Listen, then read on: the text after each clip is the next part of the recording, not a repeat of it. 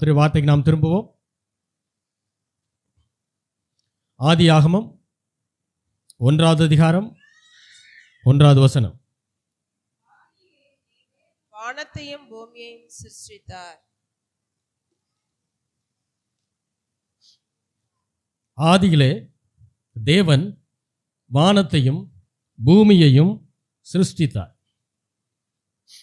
இந்த வசனத்திற்கு முன்பாக என்ன நடந்தது, என்ன இருந்தது, இதைத்தான் இன்றைக்கு நாம் தியானிக்க போகிறோம்.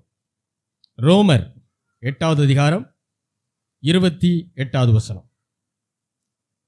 ரோமர் 8:28. அன்றியும் அவருடைய தீர்மானத்தின்படி அழைக்கப்பட்டவர்களாய் தேவனிடத்தில் அன்பு கூறுகிறவர்களுக்கு சகலமும் நன்மைக்கு ஏதுவாக நடக்கிறது என்று அறிந்திருக்கிறோம். அன்றியும் அவருடைய தீர்மானத்தின்படி, இந்த தீர்மானத்தின்படி அப்படிங்கிற அந்த வார்த்தையை தான் நாம் இன்றைக்கு பார்க்க போகிறோம். தீர்மானம் என்றால் நமக்கு ஓரளவுக்கு தெரியும். முடிவு எடுப்பது, தீர்மானிப்பது, ஏற்கனவே நாம் முடிவு செய்து வைப்பது ஒரு காரியத்தை குறித்து என்ற அர்த்தம் எல்லாம் நமக்கு தெரியும். அன்றியும் அவருடைய தீர்மானத்தின்படி அழைக்கப்பட்டவர்களாய் தேவனிடத்திலே, அதாவது பிதாவினிடத்திலே அன்பு கூறுகிறவர்களுக்கு. அப்ப யார் தான் அன்பு கூற முடியும் பிதாவினிடத்திலே? அழைக்கப்பட்டவர்கள். யாரால் அழைக்கப்பட்டவர்கள்? அவருடைய தீர்மானத்தின்படி அழைக்கப்பட்டவர்கள். அந்த அவர் யார்? அவங்களுக்கு என்ன நடக்குமா? சகலமும் நன்மைக்கு ஏதுவாய் நடக்கிறது என்று அறிந்திருக்கிறோம். அறியவில்லை என்றால் அறிந்து கொள்ளுங்கள். எபேசியர் 3வது அதிகாரம் 9வது வசனம். எபேசியர் 3:9. தேவன் தம்முடைய போதும். தேவன் நம்முடைய கர்த்தராகிய கிறிஸ்து இயேசுவுக்குள். தேவன் என்றால் பிதா என்ற அர்த்தம். நம்முடைய கர்த்தராகிய இயேசு கிறிஸ்து என்றால் நம்ம எல்லாத்துக்கும் நம்முடைய கர்த்தராகிய கிறிஸ்து இயேசுவுக்குள் கொண்டிருந்த அனாதி தீர்மானத்தின்படி. அப்ப இங்க ஒரு வார்த்தை வருது, அனாதி தீர்மானம். ரோமர் 8:28 அவருடைய தீர்மானம். அங்க தீர்மானத்தின்படின்னு வருது, இங்க என்ன வருது? அனாதி தீர்மானம், தீர்மானத்தின்படி. இதுல இந்த எபேசியர் 3:9 இயேசு கிறிஸ்துவுக்குள்னு எழுதப்படலை. என்ன எழுதப்பட்டிருக்கு? கர்த்தராகிய கிறிஸ்து இயேசுவுக்குள். இப்ப கர்த்தராகிய இயேசு கிறிஸ்துவுக்குள்னு எழுதியிருக்கலாம். ஆனா என்ன எழுதியிருக்காரு? கிறிஸ்து இயேசுவுக்குள். கர்த்தராகிய கிறிஸ்து இயேசுவுக்குள்னு எழுதுறார். இயேசு கிறிஸ்துவுக்குள் அப்படின்னா என்ன? கிறிஸ்து இயேசுவுக்குள் அப்படின்னா என்ன? யாராவது சொல்லுங்க பார்ப்போம். இயேசு கிறிஸ்துவுக்குள் அப்படின்னா என்ன? கிறிஸ்து இயேசுவுக்குள் அப்படின்னா என்ன?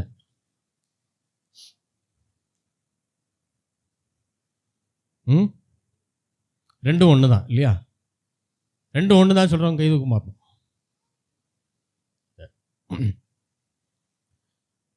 இதுதான் நாம் புரிந்து வைத்திருக்கிற சத்தியம். ஆனால் உண்மை அது இல்லை. அதுக்கு ஒரு அர்த்தம் இருக்குது. ஏன்னா பவுல் இங்கே எழுதும் போது இயேசு கிறிஸ்துவுக்குள்ளே எழுதிடலாம். ஏன்னா இயேசு அதுக்கப்புறம் தான் கிறிஸ்துன்னு வரணும்.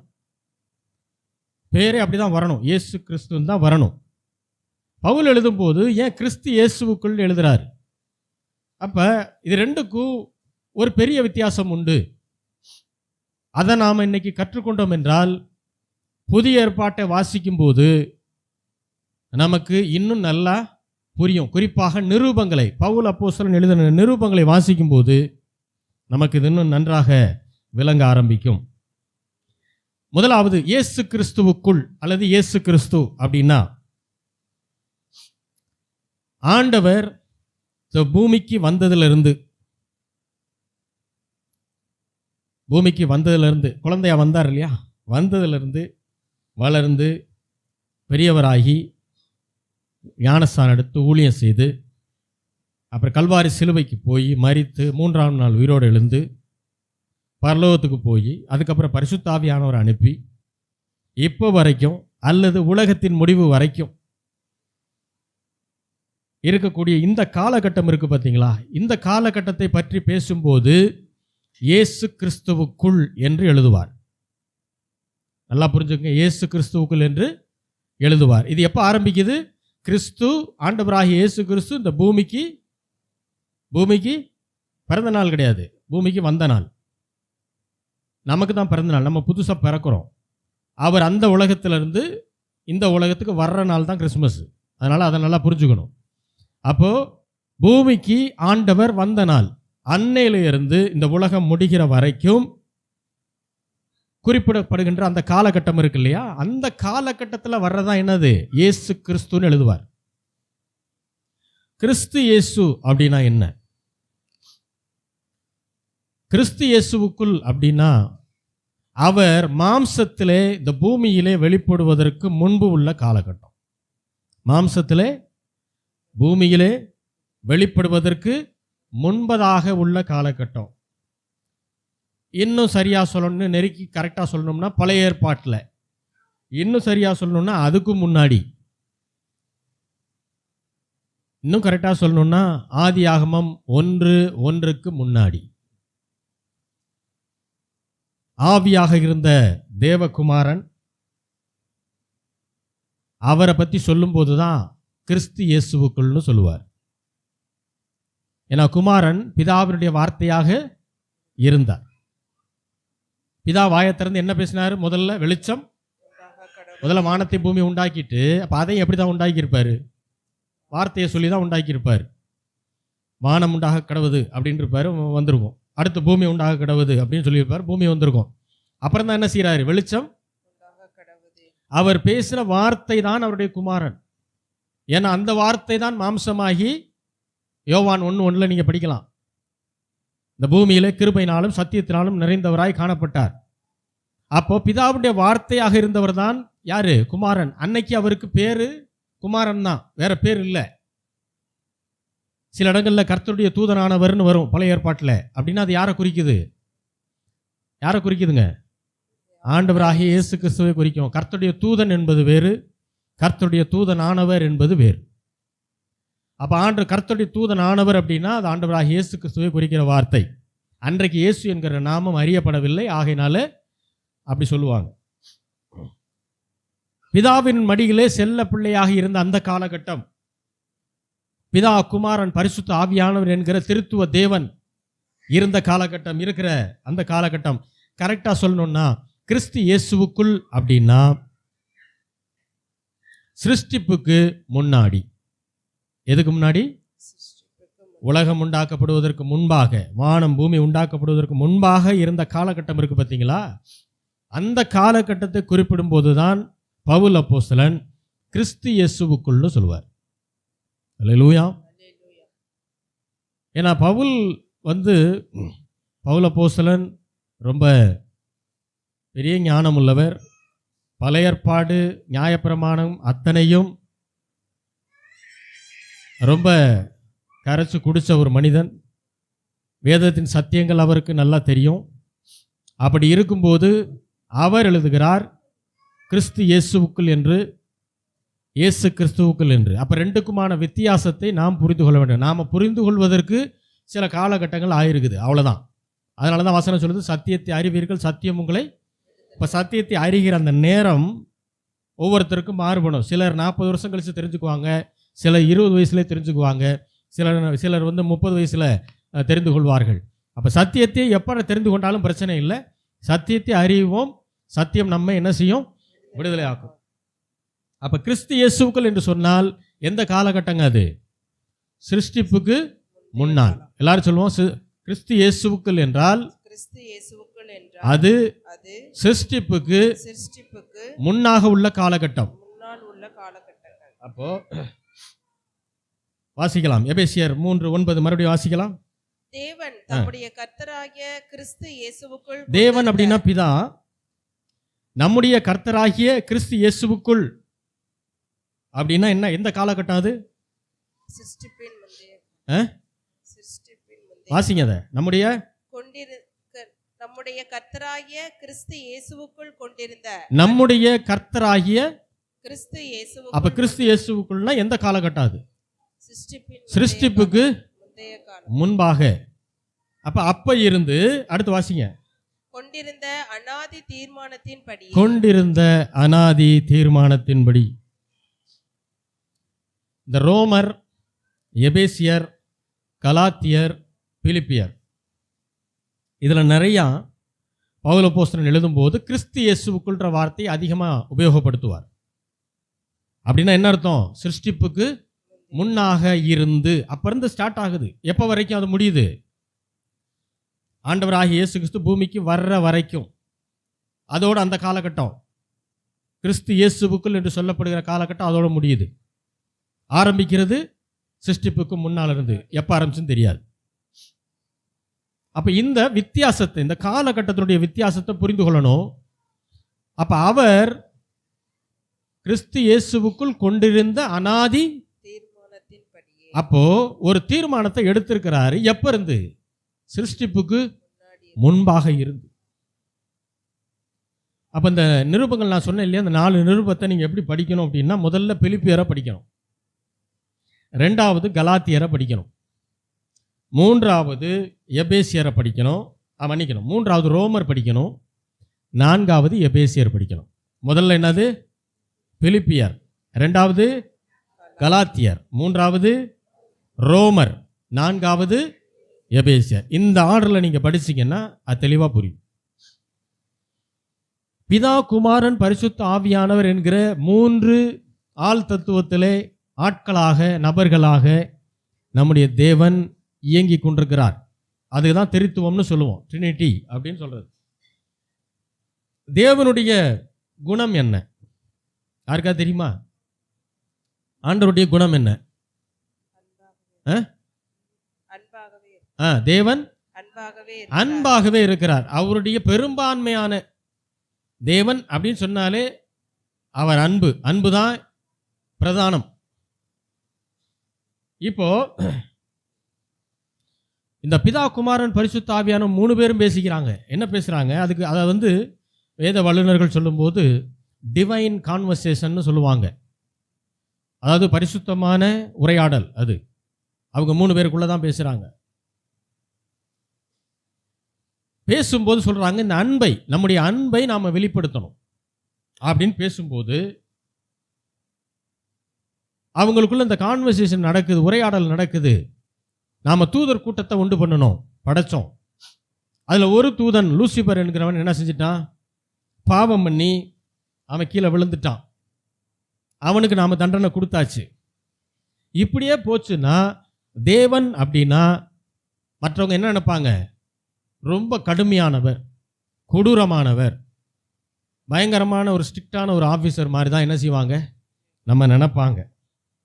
ஆனால் நம்முடைய அன்பை நாம காட்டணும் அப்படின்னு பிதா சொல்றார். இப்போ ஒருவன் தன் சிநேகிதனுக்காக ஜீவனை கொடுக்கிற அன்புதான் பெரிதான அன்பாய் இருக்கிறது என்று வசனம் சொல்லுகிறது. இப்ப அன்பை காட்ட வேண்டும் என்றால் ஒரு மனிதனுக்கு சிநேகிதன் வேண்டும், ஃப்ரெண்டு வேணும். அப்போ அன்பை வெளிப்படுத்த எப்பயுமே ஒரு சிநேகிதன் நமக்கு வேணும். அப்ப என்ன பிளான் பண்றாங்க? ஒரு மனிதனை உண்டாக்கலாம். எப்படி? நம்முடைய சாயல் இல்லை. சாயல்னா வெறும் முகச்சாயல், நீங்க நினைக்கிற மாதிரி முகச்சாயல் இல்லை, தன்மை, கேரக்டரிஸ்டிக்ஸ். தேவனுடைய தன்மையிலே உண்டாக்கப்பட்டவன் தான் யாரு? மனுஷன். அந்த தன்மையிலே வேற எந்த உயிரினமும் உண்டாக்கப்படலை. அதுலதான் மற்ற எல்லா உயிரினங்களும் வித்தியாசமா இருக்கும். அப்ப தேவன் மாதிரி தேவனுடைய தன்மையில உண்டாக்கப்பட்ட மனிதன், அவனை உண்டாக்கலாம் அப்படின்னு ஒரு தீர்மானத்தை போடுறாங்க. மட்டுமல்ல, அவனுக்கு ஆளுகை, அதிகாரம் செய்கிற, அந்த ஆளுகை செய்கிற அதிகாரத்தை அவனுக்கு கொடுக்கலாம் அப்படின்னு பேசுறாங்க. இப்ப பரிசுத்த ஆவியானவர் டக்குன்னு கேட்கிறாரு, சரி எல்லாம் ஓகே, ஆனா திடீர்னு மனுஷன் பாவம் செஞ்சு விழுந்துட்டான்னா என்ன செய்யறது? அவன் பரிசுத்தமான இருக்கிற வரைக்கும் பிரச்சனை இல்லை, பாவம் பண்ணி விழுந்துட்டான்னா என்ன பண்றது? ஏன்னா தூதன் ஏற்கனவே பாவம் பண்ணி ஒருத்தன் விழுந்துட்டான். அப்ப பிதா சொல்றாரு, கண்டிப்பா நான் நீதி உள்ளவர், நான் கண்டிப்பா நீதி உள்ளவர். பாவம் செய்கிறது மனுஷனாக இருந்தாலும் சரி, தூதனாக இருந்தாலும் சரி, கண்டிப்பாக என்ன செய்வேன்?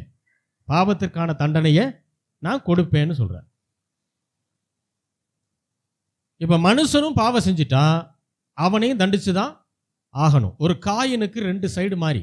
எப்பயுமே நீங்கள் அதை யோசிக்க, தேவன் அன்பாக தான் இருக்கிறார். அதே நேரத்தில் அவர் மனம் திரும்புகிற பாவியை நேசிக்கிறார், ஆனால் பாவத்தை வெறுக்கிறார். முதல்ல இதை புரிஞ்சுக்கிறணும். நிறைய பேர் என்ன நினைக்கிறாங்க, அன்பா இருக்கிறதுனால அவர் எல்லா விஷயத்தையும் மன்னிச்சிருவார் அப்படின்னு நினைக்கிறாங்க. அவர் மன்னிக்கிறாரு. எப்போ? மனம் திருந்தி ஆண்டவர்கிட்ட மன்னிப்பு கேட்கும்போது மன்னிக்கிறார். அது எல்லாம் பூமியில் உயிரோடு இருக்க வரைக்கும் தான். அதனால தான் பூமியில் வாழ்கிற நாட்கள் ரொம்ப நல்ல நாட்கள். அது மனிதன் எத்தனை முறை தவறி விழுந்தாலும் சரி, பாவத்தில் அவனுக்கு வாய்ப்பு உண்டு. திரும்ப வந்து என்ன செஞ்சிடலாம்? ஆண்டவர்கிட்ட வந்து அதை அறிக்கை செய்து மன்னிப்பு கேட்டலாம். ஆண்டவர் மன்னிச்சிருவார். அதற்கு நல்ல உதாரணம் தான் ஆண்டவரோடு சிலுவையில் அறையப்பட்ட கல்லன். அந்த கல்லன் வந்து கடைசி நிமிடம் இனிமே சிலுவையிலிருந்து இறங்கி வர முடியாது, அடுத்து அவனுடைய ஜீவன் பிரிய போகுது. அப்படிப்பட்ட ஒரு சூழ்நிலையில் என்ன செய்யறான்? ஆண்டவரே, இன்றைக்கு நீர் பரதீசில் வரும்போது என்னை என்ன செய்யும்? நினைத்து கொள்ளும்னு சொன்னான். எவ்வளவு ஞானம் பாருங்க அந்த கல்லனுக்கு. கூடையே இருந்த யூதாஸ் காரியோத்து போய் நாண்டுகிட்டு செத்தான். அப்போ கூட ஆண்டவரே, பரத்திற்கு விரோதமாக உமக்கு விரோதமாக பாவம் செஞ்சேன், என்னை மன்னியும்னு கேட்கல. அவன் தவறு பண்ணதுக்கு வருத்தப்பட்டு நாண்டுகிட்டு செத்தானே தவிர, ஆண்டவர் கூட 3 வருஷம் ஊழியத்தில் இருந்தவன் யார்? யூதாஸ் காரியோத். அவனுக்கு அந்த ஞானம் இல்லை, அறிவு இல்லை. ஆண்டவரோடு எந்த ஊழியத்திலும் இல்லாத ஒரு கல்லன் கடைசி நேரத்தில் சொன்ன, ஆண்டவரே, இன்றைக்கு நீர் பரதீசில் என்னையும் என்ன செய்யும்? அப்படின்னா என்ன அர்த்தம்? என் பாவத்தை மன்னியும்னு அர்த்தம். அவன் அதை கேட்ட உடனே ஆண்டவர் சொன்னார், நீ இன்னைக்கு என்னோட என்ன செய்வ? பரதீசில் இருப்ப. அல்லேலூயா. அப்ப இது ஒரு நல்ல உதாரணம். பூமியில் வாழ்ற நாட்களில் ஒருவேளை மனிதன் பல முறை தவறு பண்ணா கூட திரும்பவும் ஆண்டவரிடத்தில் ஒப்புரவாக முடியும். இந்த ஜீவன் இந்த சரீரத்துக்குள்ள இருக்கிற வரைக்கும். அல்லேலூயா. அதனால தான் பார்த்தீங்கன்னா, ஆண்டவரை ஏற்றுக்கொள்ளாத அநேகர் கடைசி நேரங்களில் பெட்டில் இருப்பாங்க, வியாதிப்பட்டு இருப்பாங்க. அப்போ அவங்கள்கிட்ட ஊழியக்காரங்களோ மற்றவர்களோ போகும்போது என்ன சொல்லுவாங்கன்னு நினைக்கிறீங்க? அவங்க சுகமடைஞ்சு வந்துடணும்னு ஜோம் பண்ணக்கூடிய அதே நேரத்தில் அவங்க ரசிக்கப்படாதவங்களாக இருந்தால் என்ன சொல்லுவாங்க? அவங்ககிட்ட ஆண்டவரை ஏற்றுக்கொள்ளுங்க. ஏன்னா அந்த கடைசி நிமிடம் அந்த ஜீவன் உள்ளே இருக்குது. அவர் ஆண்டவரே பாவத்தை மன்னியும்னு சொல்லுங்கன்னு சொல்லுவாங்க. ஏன்? அதை சொன்னால் அவர் கடைசி நேரத்தில் எஸ்கேப் ஆகி பரலோகம் போகிற லிஸ்ட்டில் சேர்ந்துருவார். அதனால தான் அதை சொல்லுவாங்க. ஆனால் அது கூட சிலருக்கு பிடிக்காது. என்ன கடைசி நேரத்தில் மதம் மாத்திரியான்மா சில முட்டாள்.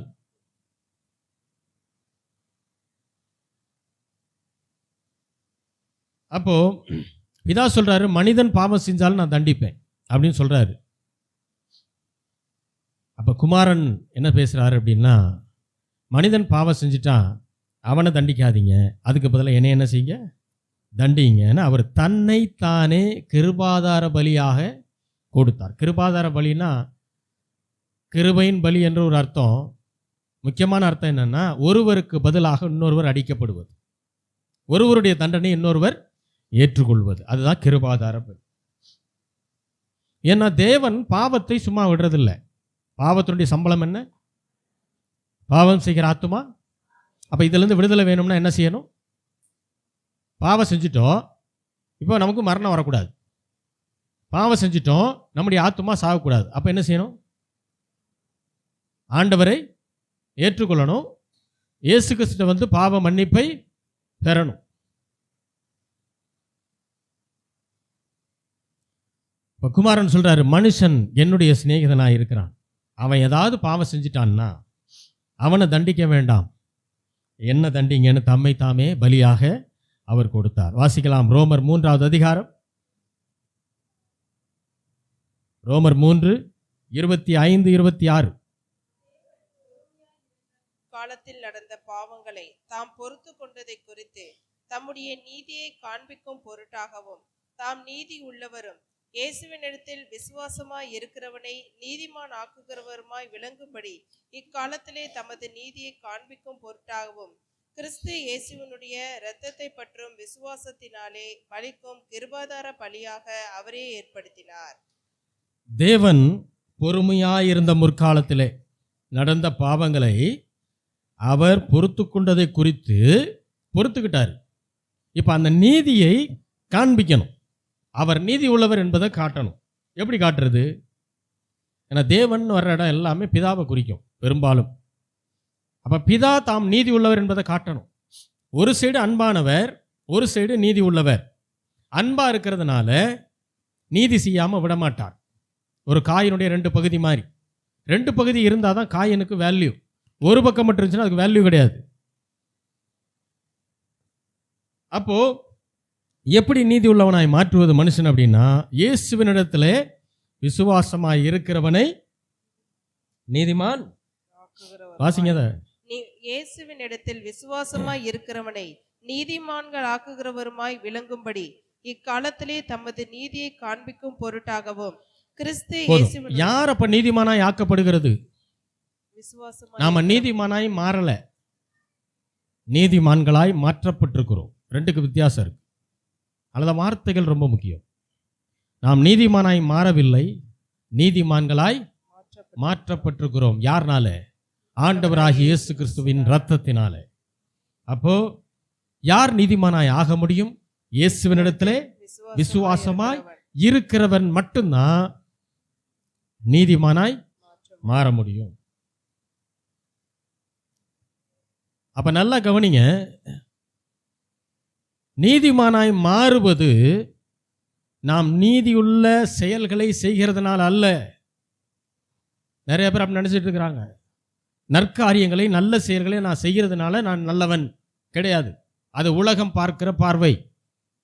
வேதம், தேவன் நம்மை அப்படி பார்ப்பதில்லை. நாம் எப்பொழுது நீதிமானாய் ஆக்கப்படுகிறோம் என்றால், நாம் நீதிமானாய் ஆக்கப்படுகிறோம்ன்றது புரிஞ்சிருச்சுன்னா நம்மளை யாரோ ஒருத்தர் நீதிமானாய் ஆக்குகிறார் என்பது புரியும். அது நம்முடைய ஆண்டவராக இயேசு கிறிஸ்துன்றது புரியும். அப்போ எப்படி நாம் ஆக்கப்படுகிறோம்? கல்வாரி சிலுவையோட இரத்தத்தை அவர் சிந்தினார். நம்முடைய பாவங்கள், சாபங்கள், வியாதிகள், தரித்திரங்கள் அத்தனையும் ஏற்றுக்கொண்டார். இப்போ ஆமாம், எனக்காகத்தான் அவர் ஏற்றுக்கொண்டார், அவர்தான் என்னுடைய ஆண்டவர் என்று நாம் எப்பொழுது ஏற்றுக்கொள்ளுகிறோமோ, அவரை இயேசுவை ஆண்டவராக எப்பொழுது ஏற்றுக்கொள்கிறோமோ அன்றைக்கு தான் நாம் நீதிமான்களாய் மாற்றப்படுகிறோம், ஆக்கப்படுகிறோம். அல்லேலூயா. அதுக்கு பேர் தான் விசுவாசம். அப்படி கல்வாரியை நான் விசுவாசிக்கிறேன், ஆண்டவரை நான் விசுவாசிக்கிறேன், அவர் எனக்காக பாடுபட்டிருக்கிறார், என்னுடைய பாவங்களை ஏற்றுக்கொண்டிருக்கிறார் என்று நான் விசுவாசிக்கும் போது தான் நான் என்ன பண்றேன்? நான் நீதிமானாய் மாற்றப்படுகிறேன். அப்போ ரட்சிக்கப்பட்டு ஞானஸ்நானம் எடுத்த ஒவ்வொரு ஆவிக்குரிய சபைக்கு போகிற பிள்ளைகளும் யாரு? தேவனுடைய பார்வையில நீதிமான்கள். எல்லாரும் சொல்லுவோம், நான் நீதிமான். அப்போ நீங்க நல்லா புரிஞ்சுக்கணும், நான் இப்ப எந்த நீதியும் செய்யல, புரியுதா? பாவியா இருந்தேன், அவரை விசுவாசிச்சேன், ஏற்றுக்கொண்டேன். இப்ப தேவன் என்னை என்னவா மாத்திட்டாரு? நான் நீதிமான்றது எனக்கு புரிஞ்சா மட்டும்தான் வரும் காலங்களில் நீதியை மட்டும் நான் செய்வேன். புரியுதா? நான் என்ன பாவி பாவி பாவி பாவின்னு சொல்லிக்கிட்டே இருந்தேன்னா நான் ஒரு நாள் நீதி செய்ய மாட்டேன். நான் பாவத்தை மட்டும்தான் செஞ்சுக்கிட்டே இருப்பேன். எத்தனை பேருக்கு சத்தியம் புரியுது? நாம் பாவிகளாய் இருந்தோம். எப்போ? ஆண்டவராக இயேசு கிறிஸ்துவை ஏற்றுக்கொள்வதற்கு முன்பாக. அப்போ நாம் பாவம் செஞ்சிருக்கலாம், செய்யாமல் இருந்திருக்கலாம். ஆனால் ஒன்று, ஆதாம் ஏவாளுடைய வாரிசாக இருக்கிற ஒரே காரணம் போதும் நாம் பாவிகள் என்பதற்கு. நாம் எந்த பாவ செயல்களும் செய்யாமல் கூட இருந்திருக்கலாம். நல்ல குடும்பத்தில் நல்ல விதமாக வளர்க்கப்பட்டு கீழ்ப்படுகிற பிள்ளைகளாக கூட வந்திருக்கலாம். ஆனால் ஆண்டவரை ஏற்றுக்கொள்ளாத வரைக்கும் நீங்கள் ஆதாம் ஏவாளுடைய பிள்ளைகள். ஆகையினாலே ஜென்ம பாவம் உங்களை பிடிக்கும், நீங்கள் பாவிகள் தான், நானும் தான். அப்போ எப்போ நீதிமானாய் ஆக்கப்படுகிறோம்? ஆண்டவராக இயேசு கிறிஸ்துவை விசுவாசித்து அவரை ஆண்டவராக ஏற்றுக்கொள்ளும் போதுதான் நீங்களும் நான் என்னவா மாறுறோம்? அப்போ நல்லா புரிஞ்சுக்கங்க. அது எப்படியா நான் நீதி ஒன்றுமே செய்யலையே அப்படின்னு நிறைய பேர் யோசிக்கலாம். தெளிவாக சொல்கிறேன், பாவம் செய்யாமலே பாவியாக முடியும்னா நீதி செய்யாமலே நீதிமானாய் ஆகவும் முடியும். அல்லேலூயா. அல்லேலூயா. ஆதாம் ஏவாளுக்கு பிறந்ததுனால பாவி, அதனால தான் மறுபிறப்பு. ஆண்டவர் இயேசு கிறிஸ்துவின் ரத்தத்தினாலே மறுபிறப்பை அடைந்ததுக்கு அப்புறம் நீங்களும் நானும் நீதிமான்கள். அல்லேலூயா. அவர் ரட்சிக்கப்பட்டு ஞானஸ்நானம் எடுத்த ஒவ்வொரு தேவனுடைய பிள்ளைகளும், அவரை ஆண்டவராக சொந்த ரட்சகராக ஏற்றுக்கொண்ட ஒவ்வொரு தேவனுடைய பிள்ளைகளும் கர்த்தருடைய பார்வையில் யாரு? நீதிமான்கள். அப்ப சத்தமா சொல்லணும், நீங்கள் நீதிமான்கள். அப்ப நீதிமான்களுடைய வேலை என்ன? அடுத்த கேள்வி. அவ்வளவுதான், நீதி செய்கிறது. அப்ப நீதி செய்கிறது தான் நீதிமானுடைய வேலையை தவிர பாவம் செய்யறது இல்லை. அல்லேலூயா. அல்லேலூயா. அப்ப நம்ம எந்த ஸ்தானத்துல எந்த ஸ்டேட்டஸ்ல ஆண்டவர் வச்சிருக்காருன்னு தெரியணும். அதனாலதான் ஸ்டேட்டஸ் வைக்கும் போது கூட கவனமா இருக்கணும். நான் பாவி அப்படின்னு சொல்லி என்ன செய்யக்கூடாது? ஸ்டேட்டஸ் வைக்கக்கூடாது. ரட்சிக்கப்பட்ட தேவனுடைய பிள்ளைகள்.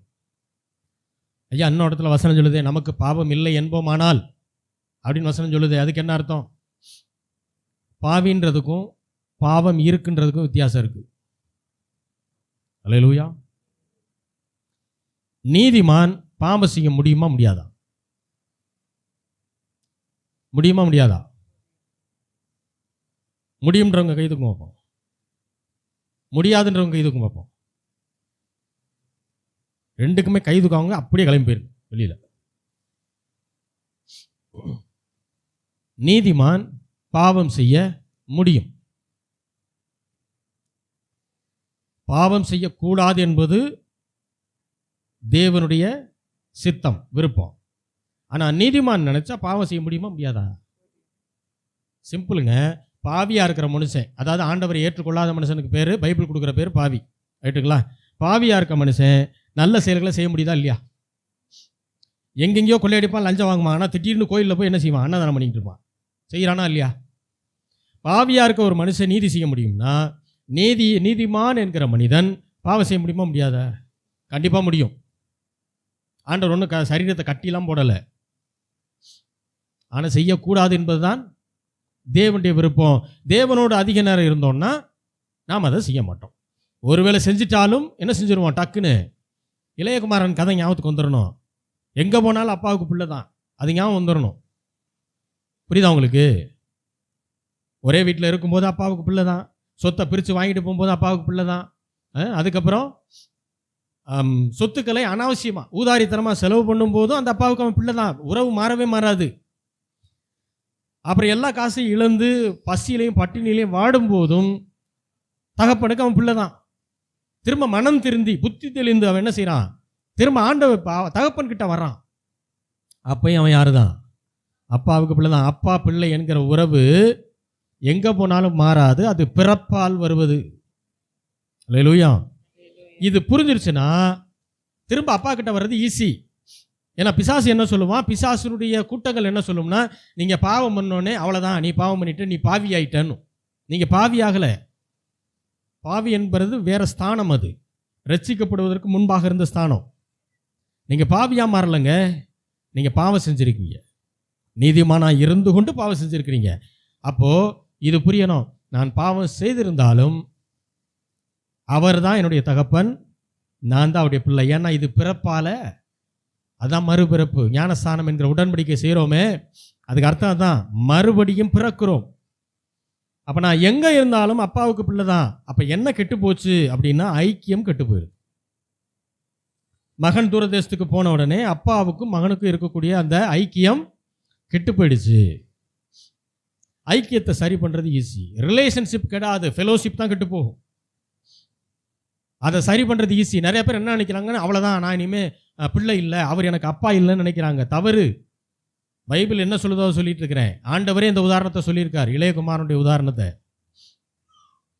தகப்பன் கடைசியாக சொல்லுவார், மகனே நீ எப்பொழுதும் என்னோடு தான் இருக்கிறாய் சொல்லுவார் அவர். அதுதான் அப்பா பார்க்குற பார்வை, கிருபையின் பார்வை, அன்பின் உச்சக்கட்டம் அது.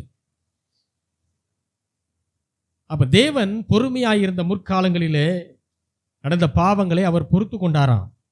இப்போ பொறுத்து கொண்டா மட்டும் பத்தாது, அந்த பாவத்துக்கு தண்டனையை கொடுக்கணும், நீதியை காட்டணும். அப்போ இயேசுவினிடத்துல விசுவாசமா இருக்கிறவனை தான் என்ன செய்யறாரா? நீதிமானாய் மாற்றுகிறார் சொல்லிட்டு 26வது வசனம் வாசிங்க. கிறிஸ்து இயேசுவினுடைய இரத்தத்தை பற்றும் விசுவாசத்தினாலே பலிக்கும் கிருபாதார பலியாக அவரையே ஏற்படுத்தினார். இங்க வார்த்தை என்ன சொல்றாரு? கிறிஸ்து இயேசுவினுடைய. முதல் வசனத்தில் என்ன சொன்னாரு? இயேசுவினிடத்தில் விசுவாசமாய் இருக்கிறவன். அப்படின்னா அது என்ன அர்த்தம்? ஆண்டவர் இந்த பூமிக்கு வந்த நாளுக்கு அப்புறம் அவருடைய கல்வாரி சிலுவையை தியானம் பண்ணி அதை புரிந்து கொண்டு அவரை ஏற்றுக்கொள்கிற மனுஷனை பற்றி பேசுகிறாரு. இங்கே சொல்கிறாரு கிறிஸ்து இயேசுவினுடைய. அப்படின்னா இது எந்த காலகட்டம்? சிருஷ்டிப்புக்கு முன்னால் இருந்து. அப்போ கிறிஸ்து இயேசுடைய ரத்தத்தை பற்றும் விசுவாசத்தினாலே பலிக்கும் கிருபாதார பலியாக அவரையே ஏற்படுத்தினார். அதான் கிருபாதார பலினா ஒருவருக்கு பதிலாக இன்னொருவரை பலியிடுவது. பரிந்து பேசுவதற்காக வந்தவரையே பலியாக பிதாவாகிய தேவன் ஏற்படுத்தினார். இதுதான் பிதாவினுடைய அனாதி தீர்மானம். அல்லேலூயா. இந்த தீர்மானம் எப்போ எடுக்கப்பட்டுச்சு தெரியுமா? சிருஷ்டிப்புக்கு முன்பதாக, கிறிஸ்து இயேசுவுக்குள். அப்போது மனுஷன் பாவம் செய்வான், நம்ம மனுஷனை உண்டாக்குவோம். முதல்ல தூதனை உண்டாக்குவோம், வானத்தை உண்டாக்குவோம், பூமியை உண்டாக்குவோம். தூதர்கள் பாவம் செஞ்சு அதில் ஒருத்தன் கீழே விழுந்துருவான். அப்புறம் மனுஷனை உண்டாக்குவோம், அவனும் பாவம் செய்வான். அவனுக்கு மீட்பை உண்டாக்கணும். அதுக்கு சில காலகட்டங்கள் பொறுமையாக இருக்கணும்.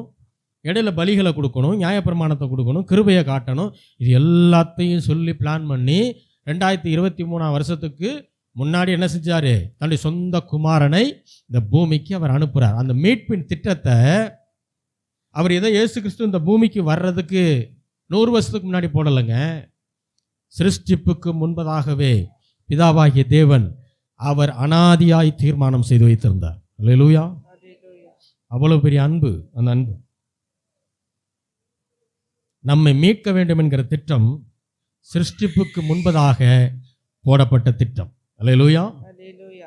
ரோமர் 8:28 வாசிப்போம். ரோமர் 8:28. அன்றியும் அவருடைய தீர்மானத்தின்படி அழைக்கப்பட்டவர்களாய் தேவனிடத்தில் அன்பு கூறுகிறவர்களுக்கு சகலமும் நன்மைக்கு ஏதுவாக நடக்கிறதென்று அறிந்திருக்கிறோம். அன்றியும் அவருடைய தீர்மானத்தின்படி. இந்த தீர்மானம் எப்போ போடப்பட்டுச்சு? சிருஷ்டிப்புக்கு முன்பதாக போடப்பட்ட தீர்மானம். அப்போ படிக்கும்போது அது நமக்கு புரியும். சிருஷ்டிப்புக்கு முன்பதாகவே தீர்மானத்தை போட்டு அவரால் அழைக்கப்பட்டவர்கள் அவரிடத்தில் அன்பு கூறுவார்கள், அவர்களுக்கு சகலமும் நன்மைக்காக மட்டுமே நடக்கும். அப்ப நல்லா கவனிங்க. பாவம் வர்றதுக்கு முன்பு இருந்தே, மனுஷன் பூமியில வர்றதுக்கு முன்பு இருந்தே தேவனுடைய அன்பு பெருக்கெடுத்து ஓடிக்கொண்டிருக்கிறது. அல்லேலூயா. பாவம் வர்றதுக்கு முன்னாடியே, மனுஷன் வர்றதுக்கு முன்னாடியே இதுதான் இருக்கு. ஏன்னா தீர்மானம் எப்போ போடப்பட்டுச்சு? சிருஷ்டிப்புக்கு முன்பதாக போடப்பட்ட தீர்மானம். வானம் பூமியை உண்டாக்கப்படலை. அப்புறம் எங்க மனுஷன்? அவன் மீதான அன்பு அதற்கு முன்பில் இருந்து என்ன செய்கிறது? பிதாவினிடத்திலிருந்து ஆரம்பிக்கிறது. அதனால தான் எல்லாரும் ரொம்ப நல்லா கவனிங்க. தேவனுடைய அன்பை விட பாவத்தை பெரிதாக பேசுகிற எந்த செய்தியும் தேவனுடைய செய்தி அல்ல. ரொம்ப கவனமாக இருக்கணும். தேவ அன்பை விட பாவம்தான் பெருசு. அதை ரொம்ப பூதாகரமாக காட்டி உங்களை பயப்படுத்துகிற எந்த செய்தியும் தேவன் விரும்புகிற செய்தி அல்ல. அது தேவனுடைய செய்தியும் அல்ல. அதனால தான் அப்படிப்பட்ட செய்திகளுக்கு நோ சொல்ல தெரியணும், காதை அடைக்க தெரியணும். மனிதன், நீங்கள் நல்லா கவனிச்சு பாருங்கள், மனுஷனை உண்டாக்கிட்டாரு. ஒரு ரூல் ஒன்று கொடுத்துட்டு போகிறார், ஒரு கட்டளையை சொல்லிட்டு போகிறார், எல்லாத்தையும் சாப்பிடு, இதை மட்டும் சாப்பிடாதுன்னு போயிட்டார். மனுஷன் இப்போ என்ன செஞ்சான்? கரெக்டாக அதை மட்டும் போய் சாப்பிட்டு பாவத்தில் விழுந்துட்டான். நல்லா கவனிங்க. மனிதன் பாவத்தில் விழுகும்போது அல்லது பாவம் செய்யும்போது தேவன் என்ன பண்ணிட்டு இருந்தார்? என்ன பண்ணிட்டு இருந்தாருங்க? பகலின் குளிர்ச்சியான வேலையில் என்ன செய்தாரா? உலாவிக் கொண்டிருந்தார், வாக்கிங் போயிட்டு இருந்தார். எப்போ? மனுஷன் பாவம் செய்யும்போது. மனுஷனை போய் தடுக்கலை. அல்லேலூயா. ஏன் தடுக்கலை? மனுஷன் பாவம் செய்வான்னு அவருக்கு தெரியும். ஏன்னா தீர்மானம் எப்போ போடப்பட்டுச்சு? சிருஷ்டிப்புக்கு முன்பதாக போடப்பட்ட தீர்மானம். என்ன தீர்மானம்? மனுஷன் பாவம் செய்வான், அவனுக்கு பரிகாரமாய் சொந்த குமாரனை பலியாக நாம கொடுக்க போறோம் அப்படிங்கிற தீர்மானம் எப்போ போடப்பட்டுச்சு? சிருஷ்டிப்புக்கு முன்பதாக. அதனால தான் ஆண்டவர் போய் என்ன செய்யல? மனுஷன் பாவம் செய்யும்போது தடுக்கல. ஆண்டவர் தடுக்க முடியுமா? முடியாது ஆண்டவரால். கண்டிப்பா ஒன்றும் இல்லை. அவர் அந்த இடத்துல அப்பியர் ஆயிருந்தா வந்து அப்படியே தரிசனம் கொடுத்துருந்தாருன்னா அவன் நின்றுப்பான். கரெக்டா? செஞ்சிருக்க மாட்டான். ஆண்டவர் செய்யலை. என்ன அர்த்தம் தெரியுங்களா? ஆண்டவர் நம்மை விடுதலையாக்கப்பட்டவர்களாக வைத்திருக்கிறார். அதாவது சுயாதீனர்களாக, சுயமாக சிந்தித்து நாம் செயல்பட தேவன் நம்மை அலோவ் பண்ணுறார். பாவத்துக்காக இருந்தாலும் சரி, நீதிக்காக இருந்தாலும் சரி. அவரை வந்து கையை பிடிச்சி கூட்டு குழந்தைய தான் என்ன செய்யணும்? அப்போ நம்ம குழந்தைய அவர் ட்ரீட் பண்ணலை. நம்மை வயது வந்த ஒரு பிள்ளைகளாக, வாலிபர்களாக நம்ம என்ன செய்கிறார்? ஆண்டவர் ட்ரீட் ஒரு மெச்சூரிட்டி உள்ள பிள்ளைகளை எப்படி டீல் பண்ணணுமோ அப்படி என்ன செய்கிறார்? ஆண்டவர் டீல் பண்ணுறார். மெச்சூரிட்டி இருக்கிற பிள்ளைகளுக்கு சொல்லத்தான் செய்யணும். சொன்னால் போதும், கரெக்டாக அது கேட்கும். புரியலைன்றதை கேட்கும். வந்து புரிய வச்சுட்டா போதும். அல்லேலூயா. அவங்கள கம்பெடுத்தோ பெரம்பெடுத்து அடிக்க வேண்டியதில்லை, திட்ட வேண்டியதில்லை, எதுவும் செய்ய வேண்டியதில்லை. இதை தான் ஆண்டவர் செய்கிறார். இதோ வாசற்படியில் நின்று என்ன செய்கிறேன்? அவர் நினச்சா கதவை உடைச்சிக்கிட்டு உள்ளே வரலாம், செய்கிறதில்ல. அதுதான் நம்முடைய ஆண்டவர் எனக்கு ரொம்ப பிடிக்கும். அவர் ரொம்ப டீசெண்டான காட். ரொம்ப டீசெண்டாக நடந்துக்குவார். நாமளும் அப்படி நடந்துக்க வேண்டியது அவசியம். நம்முடைய குடும்பங்கள்லையும் சரி, எங்கேயும் சரி. அல்லேலூயா. இன்னொருத்தர் வீட்டுக்கு போகிறோம் அப்படின்னா கண்டிப்பாக என்ன செய்யணும்? அவர்களுக்கு முதல்ல இன்ஃபார்ம் பண்ணணும், கூப்பிட்டு சொல்லணும். அவங்க இருக்காங்களா, அவங்களுடைய வசதிகளை தெரிஞ்சுக்கிட்டு தான் என்ன செய்யணும்? போகணும். ஏன் சொந்தக்காரவங்க தான், எனக்கு உரிமை இருக்குது, எருமை இருக்குன்ட்டுலாம் போகக்கூடாது. ஏன்னா சில முட்டாள்கள் அப்படி இருக்குது. இன்றைக்கி முட்டாளாகவே இருக்குது. உரிமை அப்படி இப்படின்னு பேசிக்கிட்டு என்ன பண்ணுறது? சொல்லாமல் கொள்ளாமல் போயிடுறது. சரி, போய் நிற்கிறோமே, வெளியே காலிங் பெல் இருந்தால் என்ன செய்யணும்? அதை அடிக்கணும். ஒருவேளை பெல் அடிக்கலைன்னா என்ன செய்யலாம்? ஃபோன் பண்ணி சொல்லலாம், அந்த மாதிரி வெளியில் நிற்கிறேன்னு சொல்லலாம். டம்மு டம்மு டம்முன்னு கதவை தட்டுறது, போட்டு எல்லாத்தையும் போட்டு தட்டுறது. இல்லைன்னா அதுகளே கதவை தட்டு நடுவீடு வரைக்கும் போயிடுறது. நான் பார்க்குறேன் இந்த மாதிரி ஆட்கள். அவங்களே கதவை தந்துட்டு போயிடுவாங்க. அவங்க என்ன நிலைமையில இருக்காங்க, என்ன பண்ணிட்டு தெரியாது. டீசெண்டான கடவுளை கும்பிட்றோம் அப்படின்னா டீசெண்டாக நடக்கணும். அல்லேலூயா. இது நம்முடைய செய்கைகள் ஒவ்வொன்றிலையும் இது நடக்கணும். இதில் உரிமை கிருமெல்லாம் பேசிகிட்டு இருக்கக்கூடாது. எவ்வளோ உரிமை இருந்தாலும் ஒவ்வொருத்தருக்கும் ஒவ்வொரு பிரைவேசி இருக்குது. அதை வந்து நம்ம என்ன செய்யணும்? புரிந்து கொண்டு தான் போகணும். அல்லேலூயா, அல்லேலூயா. வாசிக்கலாம். 2 தீமோத்தேயு 1வது அதிகாரம் 9வது வசனம். 2 தீமோத்தேயு 1வது அதிகாரம் 9வது வசனம். அன்றி அவர் நம்முடைய கிரியைகளின்படி நம்மை ரட்சிக்காமல் தம்முடைய தீர்மானத்தின்படியேயும் ஆதி காலம் முதல் கிறிஸ்து இயேசுவுக்குள் நமக்கு அருளப்பட்ட கிருபையின் படியேயும் நம்மை ரட்சித்து பரிசுத்த அழைப்பினாலே அழைப்பித்தார். அவர் எவர்? ஆண்டவராகிய இயேசு கிறிஸ்து அல்லது பிதாவாகிய தேவன். நம்முடைய, எல்லாரும் சேர்ந்து வாசிப்போம். அவர் நம்முடைய கிரியைகளின்படி நம்மை ரட்சிக்காமல். போதும். பிதாவாகிய தேவன் ஆண்டவராகிய இயேசு கிறிஸ்து நம்மை ரட்சித்திருக்கிறார். எப்படி ரட்சிக்கலன்றதை முதல்ல சொல்றாரு. நம்முடைய செயல்களின் அடிப்படையில் நம்ம என்ன செய்யலையா? ரட்சிக்கவில்லை. நிறைய பேர் நினைக்கிறாங்க நாம நிறைய நல்ல செயல்கள் செய்யறதுனால ஆண்டவர் நம்மளை ரட்சித்திருக்கிறார். கிடையாது. நாங்க கிறிஸ்தவ குடும்பத்தில் பிறந்ததுனால ஆண்டவர் நம்மை ரட்சித்திருக்கிறார். கிடையாது. கிறிஸ்தவ நாட்டில் பிறந்ததுனால ஆண்டவர் நம்மளை வந்து ரட்சித்திருக்கிறார். கிடையாது. நம்மை ஆண்டவர் ரட்சித்தது நம்முடைய செயல்களின் அடிப்படையிலே அல்ல. அடுத்து சொல்றார், தம்முடைய தீர்மானத்தின்படியும். வாசிங்க அந்த வசனத்தை. தம்முடைய தீர்மானத்தின்படி. அந்த தீர்மானம் எப்ப எடுக்கப்பட்டுச்சு? ஆதி காலம் முதல். அடுத்து ஆதி காலம் சொல்லும் போதே நமக்கு புரிஞ்சிடணும். அப்படியும் புரியலையா? அடுத்து என்ன வார்த்தை யூஸ் பண்றாரு? இயேசு கிறிஸ்துவுக்குள் யூஸ் பண்ணல, கிறிஸ்து இயேசுக்குள். அப்படின்னா என்ன? எங்க இருந்து?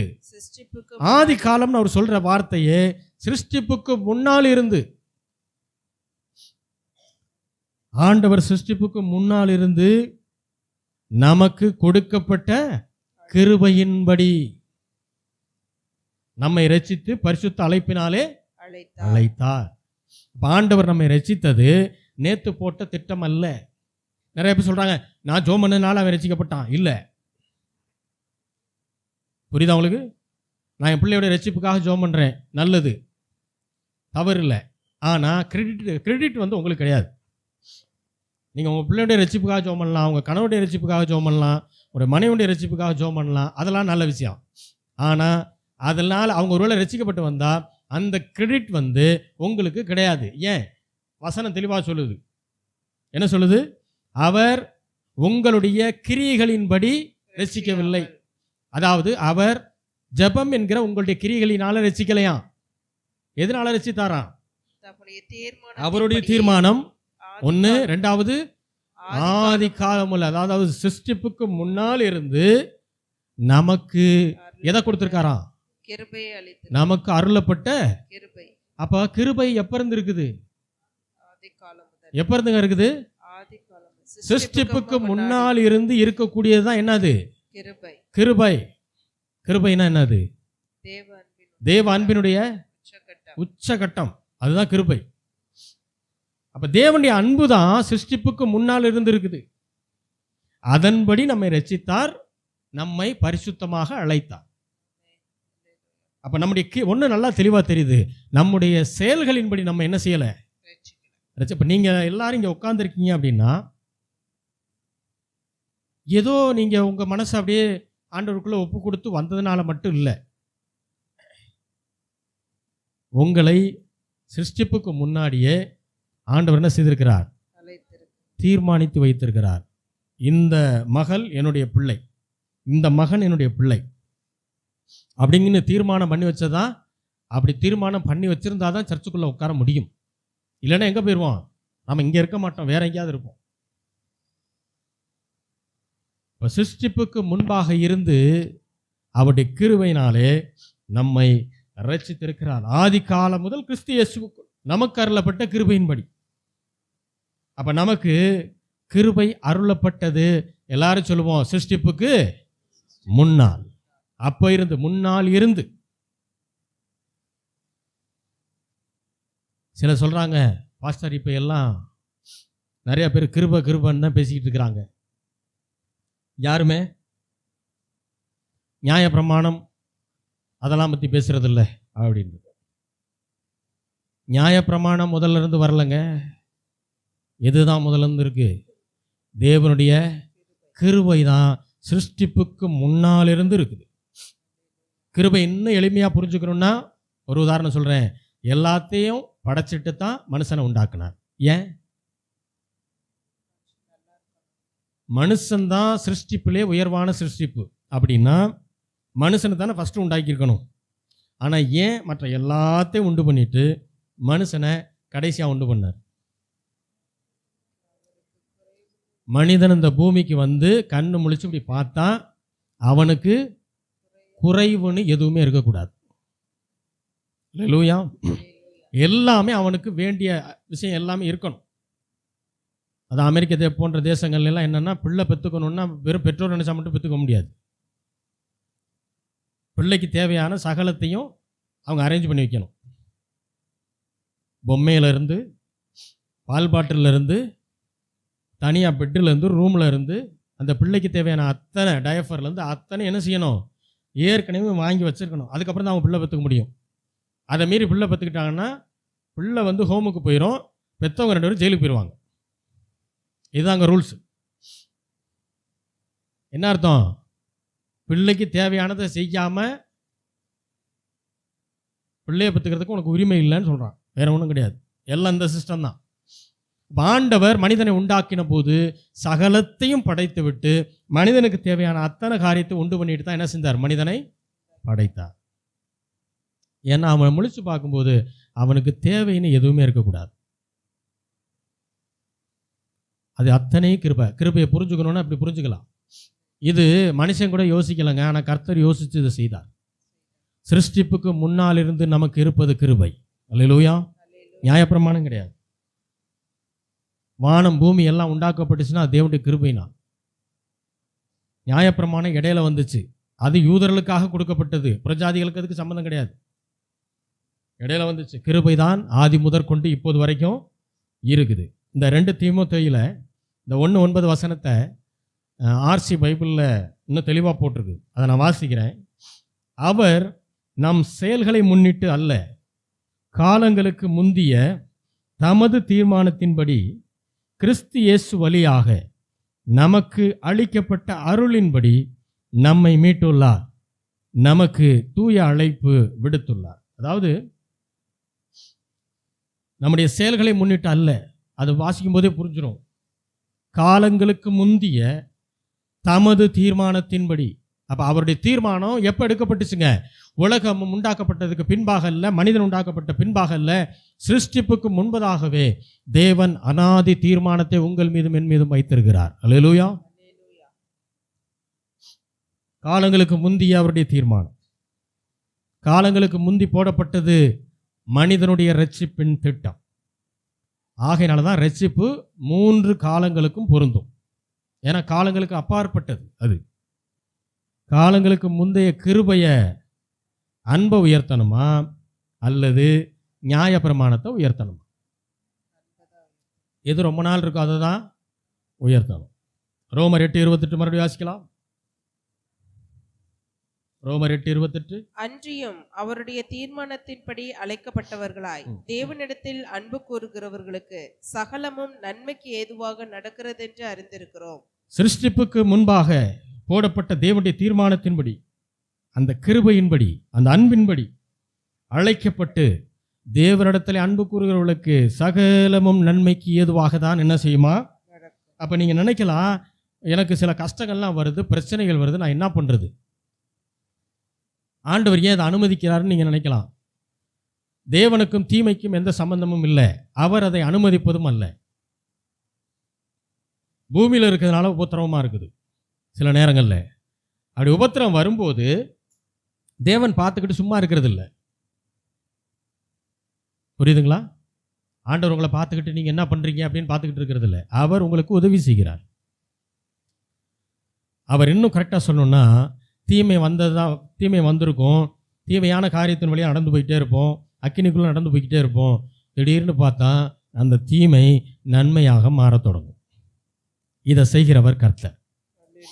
இதில் நாம் செய்ய வேண்டியது என்னென்னா, அது அக்கினியாக இருந்தாலும் சரி, ஆறுகளாக இருந்தாலும் சரி, மலைகளாக இருந்தாலும் சரி, நடந்து போய்கிட்டே இருக்கணும் விசுவாசத்தில். அவ்வளோதான் ஆண்டவர் நம்மகிட்ட எதிர்பார்க்குறார். அவர் மீது நம்பிக்கை வைத்து என்ன செய்யணும்? நாம் நடந்துக்கிட்டே இருக்கணும். அவர் நமக்கு உதவி செய்த அத்தனை தீமைகளும் என்ன செய்கிறார்? நன்மையாக மாற்றுகிறார். ஏன்னா நாம் அவரை மட்டும்தான் அன்பு கூறுறோம்.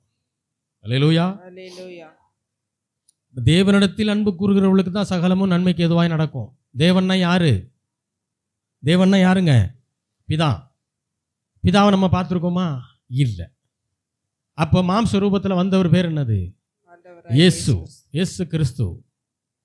அப்போ அவருடைய தீர்மானத்தின்படி, அதாவது பிதாவுடைய தீர்மானத்தின்படி அழைக்கப்பட்டவர்களாய் இயேசுவினிடத்தில் அன்பு கூறுகிறவர்கள் எவர்களோ? யாரிடத்தில் அன்பு கூறணுமா? இயேசுவினிடத்திலே அன்பு கூறுகிறவர்கள் யாரோ அவர்களுக்குத்தான் சகலமும் என்ன செய்யும்? நன்மைக்கு ஏதுவாக. மாதாவினிடத்தில் அன்பு கூறுகிறவர்களுக்கு அல்ல. ஹலோ, வசனம் தெளிவாக சொல்லுது. நான் சொல்றது பொய்யின்னா, நான் சொல்றதுல உடன்பாடு இல்லைன்னா நீங்க பைபிளை திறந்து பாருங்க. ராயப்பரோ அருளப்பரோ எந்த அப்பரும் கிடையாது. அவர்கள்லாம் சீடர்கள். அவர்களுக்கு உண்டான மரியாதையை நாம் கொடுக்குறோம். ஆனால் அவர்கள் இயேசு அல்ல. கடவுள் என்கிற மரியாதை ஆண்டவராகிய இயேசு கிறிஸ்து ஒருவருக்கு மட்டும்தான். அல்லேலூயா. அதில் முதல்ல தெளிவாக இருக்கும். இங்கே வந்து உட்காரும்போது இயேசுன்னு சொல்லிட்டு வெளியே போய் எங்கேயாவது ஒரு சப்பரங்கப்புறம் அங்கிட்டு போகும்போது அதை பார்த்துட்டு கன்னத்தில் போட்டுக்கிட்டு இருந்தீங்கன்னா வாழ்க்கையிலையும் குடும்பத்திலையும் விழுகும். நல்லா அப்புறம் கண்ணிலேருந்து கண்ணீர் மட்டும்தான் வரும். என்கிட்ட கூட வந்து சொல்ல முடியாது, பாஸ்டர் இப்படி ஒரு பிரச்சனை எனக்கா ஜோம் பண்ணுங்கன்னு என்கிட்ட கூட வந்து பேச முடியாத நிலைமைக்கு போய் உட்காந்துருப்பீங்க. ஏன்னா வேணா எழுத்து வச்சது யாரு? நீங்கள். அல்லேலூயா, அல்லேலூயா. அதனால தான் வசனத்தை சத்தியத்தை அறியும் போது சத்தியம் நம்ம என்ன செய்யுமா? விடுதலையாக்கும். சத்தியம் ரொம்ப முக்கியம். நீங்கள் அதை அவாய்ட் பண்ணிட்டு மேலோட்டமாக வசனங்கள் எடுத்தீங்கன்னா போச்சு, மாட்டிக்கிறீங்க. ஏன்னா பெரும்பாலும் சொல்கிறது ஏதோ ஒன்று தாயின்னு அவர் சொல்லிட்டாரு, அதனால எல்லாருக்கும் தாய் அவங்க தான் அப்படின்றாங்க. கிடையாது. அவர் 33 வயசில் பெற்றோர்களை பார்த்துக்க வேண்டிய ஒரு வயசில் அவர் இந்த பூமியை விட்டு போகிறார். அப்போ அந்த வேலையை தனக்கு அன்பாக இருந்த சீசன் கிட்ட என்ன செய்கிறாரு? யோவான் கிட்ட அதை கொடுக்குறாரு, அந்த பொறுப்பை. அல்லேலூயா. அல்லேலூயா. அந்த தாயை நீ பார்த்துக்கன்னு சொல்கிறார். நான் இருந்து செய்ய வேண்டிய கடமைகளை நீ செய்யின்னு சொல்கிறார். அல்லேலூயா. அது ஒரு நல்ல மகனுக்கு அடையாளம். அது அல்லேலூயா. அல்லேலூயா. அதை தான் ஆண்டவர் செஞ்சார். எல்லாரும் என்ன நினச்சிட்டாங்க? அதனால எல்லாமே எதுக்கெடுத்தாலும் தாய்கிட்ட போயிட்டு எல்லாம் நடந்து கண்ண ஒன்றும் நடக்காது. வசனம் அப்படி சொல்லலை. என்னாலே அல்லாமல் ஒருவனும் பிதா கிட்ட உங்க ஜெபம் போகணும்னு நினைச்சீங்கன்னா இயேசுவின் நாமத்தை தவிர வேற எந்த நாமத்தை நீங்க சொன்னாலும் போக முடியாது. அப்புறம் என் ஜெபம் கேட்கப்படலையா? நான் இவ்வளவு வருஷமா ஜெபம் பண்றேன், பிரயோஜனம் இல்லை. அதுதான் சத்தியம் தெரியணும். சத்தியம் தெரிந்தால் சத்தியம் நம்ம என்ன செய்யுமா? விடுதலையாகும். அல்லேலூயா, அல்லேலூயா. அல்லேலூயா. அல்லேலூயா. அப்போ அவங்களுக்கு எந்த மரியாதை இல்லையா? மரியாதை உண்டு. கடவுளுக்கான மரியாதை தான் கிடையாது. அந்த மரியாதை யாருக்கு கொடுக்க முடியாது. அப்போ மாதாவுக்கு மரியாதை, நல்ல மரியாதை உண்டு. அல்லேலூயா, அல்லேலூயா. அல்லேலூயா. ஏன்னா அந்த காலகட்டத்திலேயே அவர்கள் இயேசுவை பெற்றெடுப்பதற்கு அவங்க சரின்னு சொன்னவங்க. இன்னைக்கே அதை சிலர் செய்யறதுக்கு தயங்குவாங்க. பெண்கள் புருஷன் என்ன அறியலை, நிச்சயம் மட்டும்தான் பண்ணியிருக்கு, புருஷன் என்னென்ன பாரோ அப்படிலாம் யோசிக்கக்கூடிய ஒரு காலகட்டத்தில் அன்னைக்கே 2000 வருஷத்துக்கு முன்பாகவே அவர்கள் அதற்கு தேவனுடைய சித்தத்திற்கு தன்னை ஒப்பு கொடுத்தார்கள். அதனால தான் அவங்களுக்கு இவ்வளவு மரியாதை. ஆனால் அந்த மரியாதை எக்ஸ்ட்ரீமாக போய் கடைசியில் எங்கே போயிடுது? பிதாவுக்கு ஈக்குவலாக போயிடுது. தப்பு. ஆண்டவராகிய இயேசு கிறிஸ்துவின் மூலமாக மட்டும்தான் பிதாவினிடத்தில் என்ன செய்ய முடியும்? போக முடியும். வேற எந்த நாமத்திலையும் நீங்கள் போக முடியாது. போனாலும் அது வேஸ்ட், போக முடியாது. அல்லேலூயா, அல்லேலூயா. என் அப்பா பிதாவை என்று கூப்பிடத்தக்க புத்திர சுபிகாரத்தின் ஆவியினாலே உங்களையும் என்னையும் தேவன் நிறைத்திருக்கிறார். அந்த அப்பாவை தான் அன்பு கூறணும். அவருக்கு எது பிடிக்குமோ அதை செய்யுங்க, எது பிடிக்காதோ அதை செய்யாதீங்க. அவருக்கு எது இங்கே பிடிக்கும், எது பிடிக்காது சொல்லுங்க அப்படின்னு கேட்டிங்கன்னா, இங்கே வரும்போது நான் சொல்லுவேன், மற்ற 6 நாட்களும் நீங்கள் அதை தெரிந்து கொள்ளணும்னா ஒவ்வொரு நாளும் வசனத்தில் என்ன செய்யணும்? டெய்லி பைபிள் வாசிக்கணும். வாசித்தா தான் புரியும் ஆண்டவர் எதை செய்யணுன்றாரு, எதை செய்யக்கூடாதுன்றாரு. சில நேரம் சில விஷயங்களை படிக்கும்போது உங்களுக்கு புரியாத என்ன செய்யலாம்? கேட்க முடியும், சந்தேகத்தை தெளிவு பண்ண முடியும். அப்போது வசனத்தை மிஞ்சின எந்த காரியமும் பாவமாகத்தான் கருதப்படும் தேவனுடைய பார்வையிலே. ஏன்னா நிறைய பேர் சொல்லுவாங்க, பாரம்பரியம் ஐயா, எங்கள் பாரம்பரியத்தில் ஒன்றா பாரம்பரியம். நான் கேட்குறேன், என்ன பாரம்பரியம்? நாங்கள் 5 தலைமுறை. அதுக்கு முன்னாடி யார் நீங்கள்? உங்கள் தாத்தாவோட தாத்தா பேர் தெரியுமா? முதல்ல அதுவே தெரியாது. ஆனால் என்ன சொல்லுவாங்க? நாங்கள் எங்கள் பாரம்பரியத்தில் அடே அப்பா மிஞ்சி போனால் 4 தலைமுறை தெரியும் இல்லையா? ஒரு சிலருக்கு 5 தலைமுறை தெரியும். அதுக்கு முன்னாடி உங்கள் தாத்தா பேர் என்னன்னு தெரியுமா? உங்கள் பாட்டி பேர் என்னன்னு தெரியுமா? ஆரோக்கியசாமி கிடையாது, ஞாபகம் வச்சுக்கங்க. அன்னைக்கு வேற பேர். அப்புறம் என்ன பாரம்பரியம்? நான் சொல்கிறது சரியா இல்லையா? ஏன்னா நாம் பிறந்தது இந்திய நாட்டில், நாம் இஸ்ரேலில் பிறக்கலை, இந்திய நாட்டில் பிறந்திருக்கிறோம். நம்முடைய முன்னோர்கள் வேற எதையோ தான் வழிபட்டு கொண்டிருந்தார்கள், இயற்கையை வழிபட்டு கொண்டிருந்தாங்க. சரியா சொல்லணும்னா, அதாவது ஆபிரகாம் தாவீது எல்லாம் ஜோம் பண்ணணும்னு, தானியல் எல்லாம் ஜோம் பண்ணணும்னா எந்த திசையில் ஜோம் பண்ணுவாங்க தெரியுமா? கிழக்கு திசையை பார்த்து தான் ஜோம் பண்ணுவாங்க. கடைசியில் அதை மருவி எங்கே ஆயிடுச்சு? சூரியனை பார்த்து ஜோம் பண்ணுன்ட்டான். அவங்க சூரியனை பார்த்து ஜோம் பண்ணல, அந்த திசையில் உட்காந்து ஆண்டவரை நோக்கி ஜோம் பண்ணாங்க. இன்னைக்கு அது மருவி என்ன ஆகிப்போச்சு? சூரிய நமஸ்காரம்னு ஆயிடுச்சு. தேவனால் படைக்கப்பட்ட இன்னொன்று வணங்க வேண்டிய அவசியம் கிடையாது. ஆண்டவர் அப்படி எங்கேயுமே சொல்லல, படைத்தவரைத்தான் வணங்கணும். அல்லேலூயா. அல்லேலூயா. ஆபிரகாமுடைய இன்னொரு சந்ததியா இருக்கிறதுனால தான் முஸ்லீம்களும் அதை சரியா ஃபாலோ பண்றாங்க. அவங்களும் 5 தலைமுறைக்கு முன்னாடி யாரா திறந்திருப்பாங்க. அதனால பரம்பரைலாம் பேசிட்டு இருக்கக்கூடாது. பரம்பரை எங்கே ஆரம்பித்து எப்படி போச்சுன்றது நமக்கு தெரியவே தெரியாது, ஆண்டவருக்கு மட்டும்தான் தெரியும். எங்கெங்கே பாவம் செஞ்சாங்க, எங்கெங்கே அட்டுழியம் நடந்துச்சு, எப்படி நம்ம பிரிவுகள்லாம் பிரிஞ்சிச்சு தெரியாது நமக்கு, கர்த்தருக்கு தெரியும். அப்போ சர்வ ஞானம் உள்ள ஆண்டவர் சொல்லுகிற வார்த்தையை மட்டும்தான் என்ன செய்யணும்? வார்த்தையினுடைய சரியான வெளிச்சத்தை எடுக்க தெரியணும். அல்லேலூயா, அல்லேலூயா. அப்பேற்பட்ட தேவனை நாம் அன்பு கூற வேண்டியது அவசியம். அன்பு கூறுறதுன்னா என்ன? அவருடைய வசனத்துக்கு கீழ்ப்படிந்து நடப்பது. அப்படி நடந்தா சகல ஆசீர்வாதமும் சகலமும் உங்களுக்கு நன்மைக்கு எதுவாய் நடக்க ஆரம்பிக்கும். காரணம், கர்த்தர் நல்லவர், நீங்கள் கர்த்தரால் ஆசீர்வதிக்கப்பட்டவர்கள். நம்ம எல்லாரும் ஜெபிக்கலாம். எங்களை நேசிக்கிற நல்ல தகப்பனே, ஆண்டவராகிய இயேசு கிறிஸ்துவின் நாமத்தில் மட்டும் வருகிறோம் பிதாவே. மட்டுமாய் நீர் பாராட்டின கிருபைகளுக்காக, நீ செய்த நன்மைகளுக்காக நன்றி, பேசின வார்த்தைகளுக்காக நன்றி. ஆண்டவரே, சிருஷ்டிப்புக்கு முன்பதாக இருந்து நீர் செய்த அனாதி தீர்மானத்தின்படி எங்களுக்கு இந்த ரட்சிப்பை நீர் கொடுத்திருக்கிறீர். எங்களை உம்முடைய பிள்ளையாக மாற்றியிருக்கிறீர், நீதிமான்களாய் ஆக்கியிருக்கிறீர். அதற்காக உமக்கு நன்றி செலுத்துகிறோம் ஆண்டவரே.